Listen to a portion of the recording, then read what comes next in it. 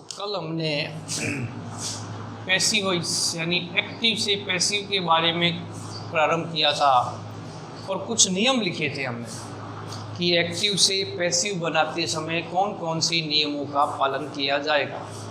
इसमें कुछ प्रोनाउन संबंधी परिवर्तन थे और टेंस संबंधी परिवर्तन थे। तो आपको उन नियमों को विशेष याद रखना है और नियम आने के बाद आप इजीली एक्टिव से पैसिव बना सकते हैं, उसमें कोई दिक्कत नहीं आएगी। हम अभी देख के बता देंगे कि हाँ वाक्य आराम से बन रहा है। बस एक नियम पर गौर रखना ज़रूरी है। जैसे हमने वाक्य लिख लिए 10, इन वाक्यों को हम देखेंगे और पहचान करनी आवश्यक है कि कौन सा नियम लागू हो रहा है। पहला वाक्य है ही राइट्स ए लेटर।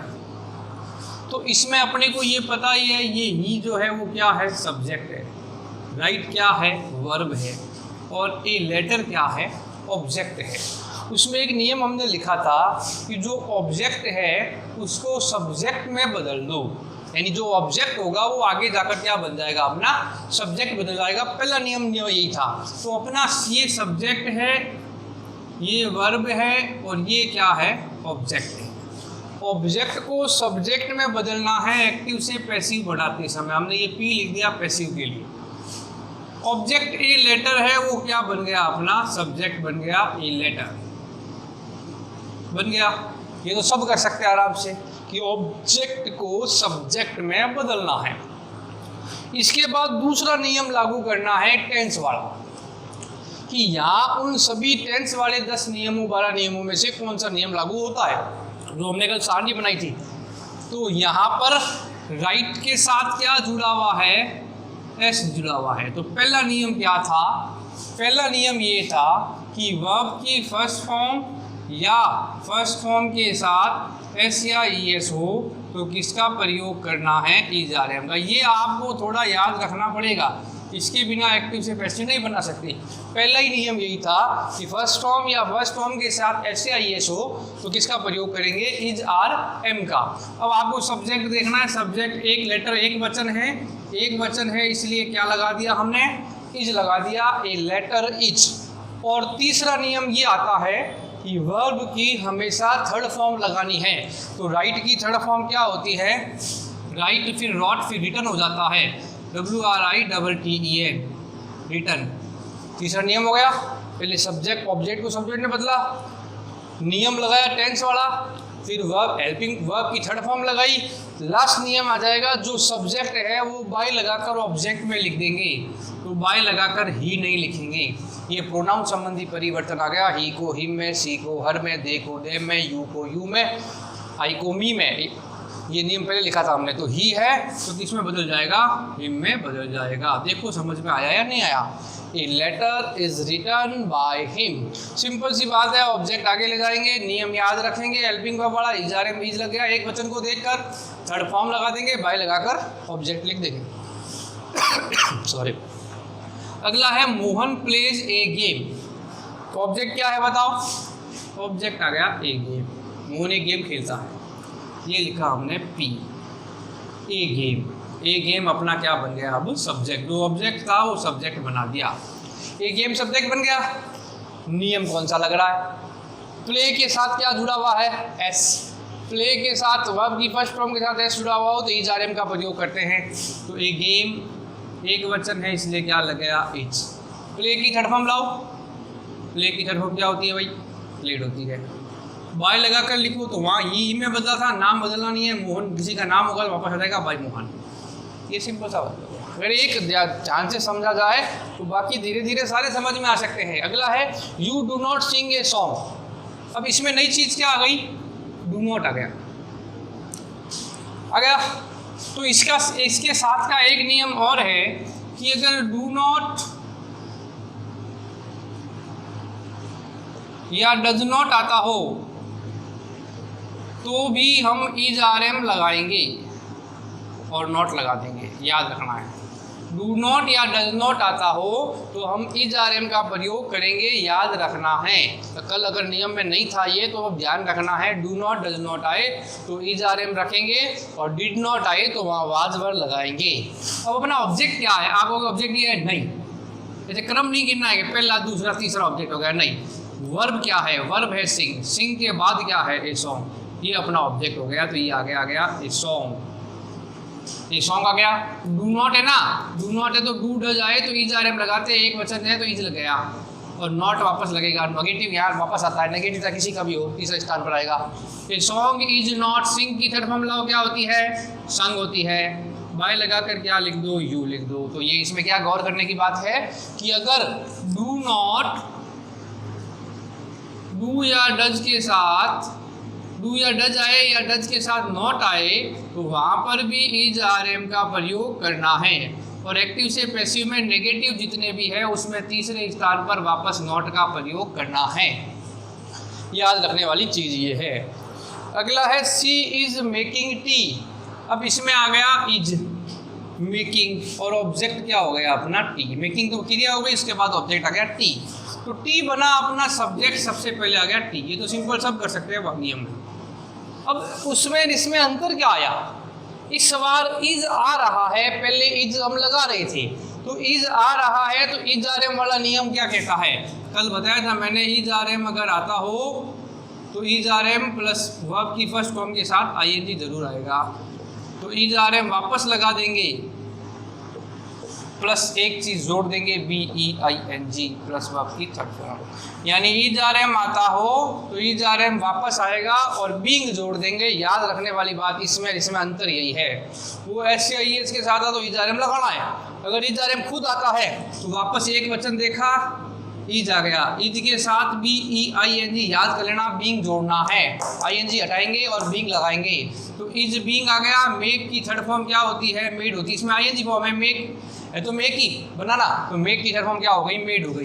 बाय लगाकर सी किस में बदल जाएगा, हर में बदल जाएगा, बाय हर आ गया। T is being made by हर, तो इसमें इज आर एम के साथ हमने क्या जोड़ दिया, बीइंग जोड़ दिया। इसका एक वाक्य और देख लो पता लग जाएगा। We are reading book, object क्या है, बुक है, तो बुक आगे आ गया, ये पैसिव, ये पैसिव, तो बुक आ गया आगे, बुक आ गया।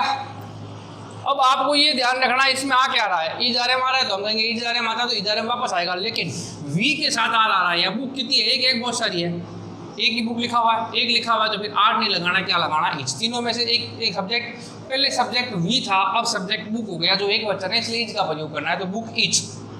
जोड़ना क्या है, बीइंग जोड़ना है। रीड की थर्ड फॉर्म तो रीडी होती है, बाय लगाकर हम वी को किसमें बदलते हैं, असमय। यो कल नियम लिखवाया था वी इसमें।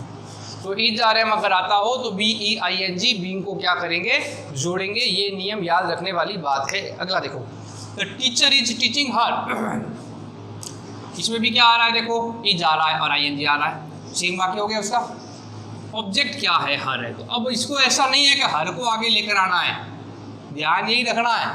हमने कहा था ही को हिम में, सी को हर में, दे को देम में, वी को अस में, और इनको एक दूसरे को उल्टा भी बदलना है, आई को मी में, एक दूसरे को उल्टा भी बदलना है अपने को। उल्टा बदलने का मतलब हो गया कि जो सी है वो हर में बदला, हर है वो सी में बदल जाएगा। सबसे पहले क्या आ गया, सी, सबसे पहले सी लगा दिया। उसके बाद आपको यही देखना है एक वचन क्या आ रहा है, इज आ रहा है, यहाँ पर भी इज आएगा, इज आएगा। इज आर एम के साथ जोड़ना क्या है, बी ई आई एन जी को क्या करना है, जोड़ना है। तो सी इज बीइंग, टीच की थर्ड फॉर्म लिया हो क्या होती है, टॉट होती है, टीच टॉट, टॉट हो गया तो यहाँ आ गया taught. She is being taught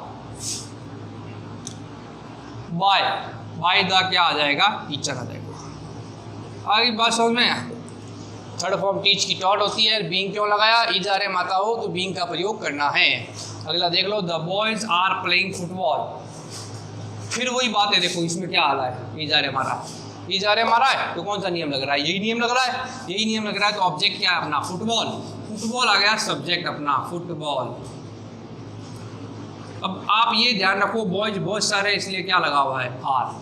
यहाँ फुटबॉल अब सब्जेक्ट हो गया, वो एक है, बहुत सारी है, एक है, तो यहाँ पर बस यही ध्यान रखना है, इज लग जाएगा, आर नहीं लगेगा। इस बात की बार बार पहचान करवा रहा हूँ, इसलिए इसके वाक्य दिए है, इधर आर है, इधर इज लग रहा है, एक वचन हो गया इसलिए। और इज आर एम के साथ जोड़ना क्या है, बी। प्ले की थर्ड फॉर्म लाओ क्या होती है, पहले आ गई थी प्लेड, बाय द क्या लिखेंगे, बाय द बॉयज। आगे बात समझ में, football is being played by the boys, इनको ध्यान रखना है। आगे चलो, ही रॉट ए बुक, गौर करो इसको, इसके पहले को और इसके दूसरे को अंतर क्या आ रहा है, उसमें आ रहा है राइट्स फर्स्ट फॉर्म, इसमें आ रही है रॉट। यानी वर्ब की सेकंड फॉर्म हो तो नियम क्या है, अगला नियम चेंज हो गया तो क्या लगाना है, वाज वर्ड लगाना है। Object a book, a book. अब ए बुक एक वचन है इसलिए क्या लग गया, वाज।